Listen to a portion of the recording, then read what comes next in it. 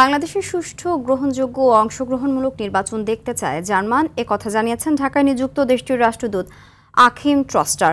দুপুরে মগবাজারে জামায়াত ইসলামীর আমির ডাক্তার শফিকুর রহমানের সঙ্গে সৌজন্য সাক্ষাৎ শেষে তিনি একথা জানান।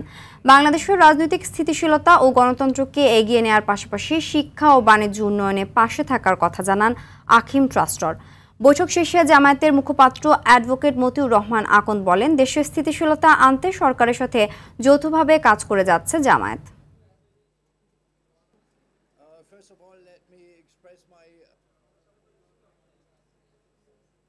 Elections also in Bangladesh will be free, fair and participatory.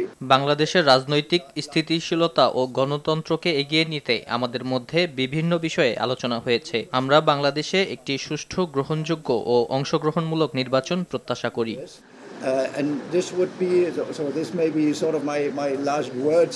বাংলাদেশে স্থিতিশীলতা আনয়নের লক্ষ্যে জামাত অগ্রাধিকার দিয়ে কাজ করছে। বাংলাদেশকে একটি করাপশন ফ্রি রাষ্ট্র, সমাজ এবং দেশ হিসেবে গড়ে তোলার লক্ষ্যে জামাত ইসলামী নিরলসভাবে প্রচেষ্টা চালিয়ে যাচ্ছে।